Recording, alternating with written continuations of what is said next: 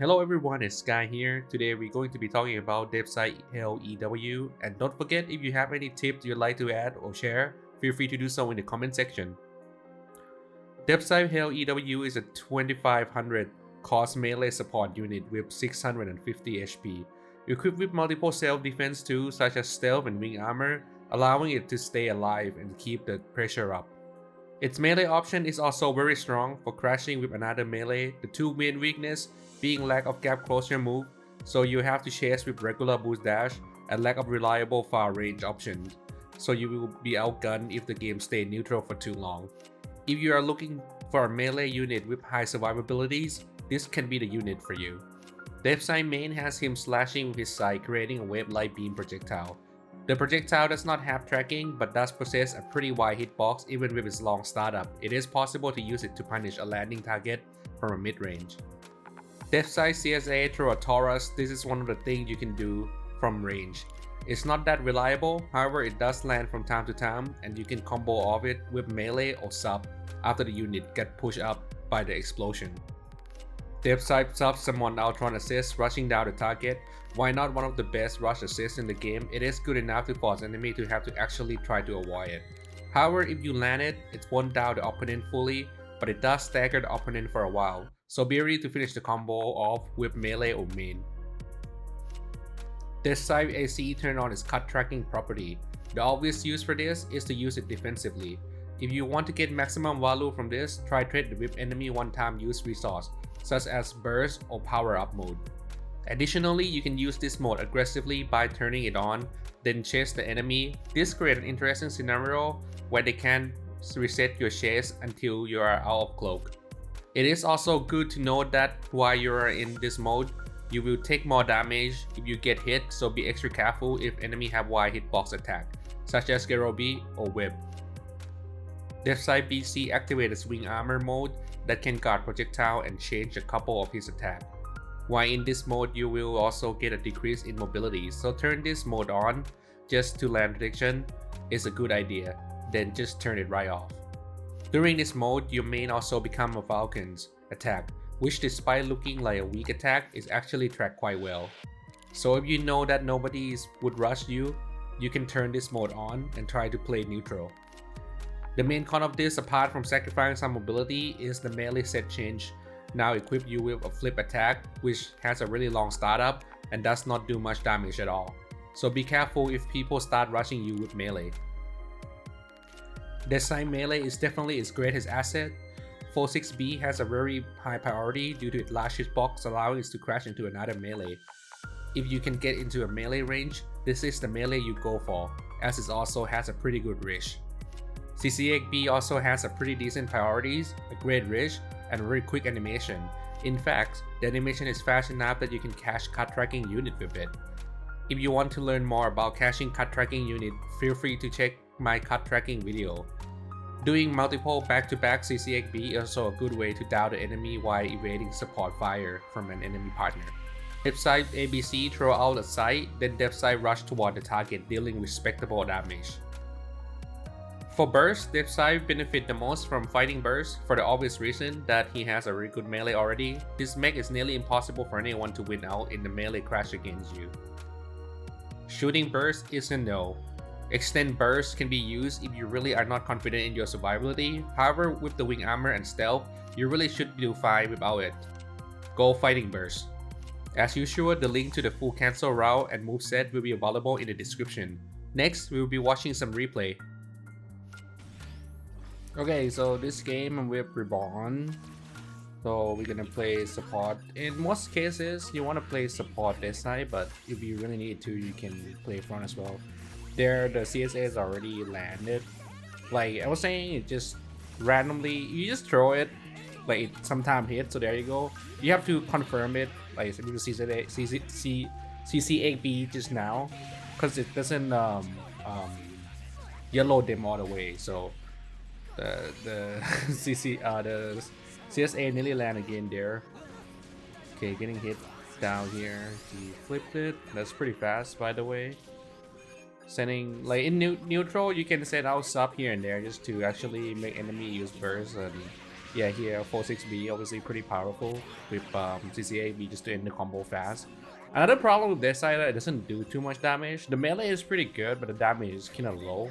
Unless you go into neutral, like, neutral melee, but the neutral melee is not very good startup. So it's not really worth going into it at all, to be honest. Another cool thing to know is like the 4-6B of this side is actually, if you can actually let the 4-6B animation play all the way and quickly cancel it into another 4-6B while they launch out your final attack, that actually does quite a decent amount of damage. That's like 220, I think, which is quite okay. Alright, I'm pretty...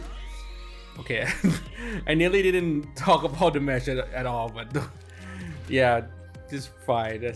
Okay, next game. Sorry, I'll focus more on talking about the match. I was talking about like this side mechanic. Okay. The assist hit my partner there. That's kind of bad.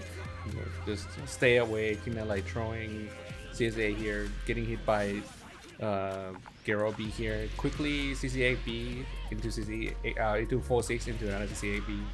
Land another melee here.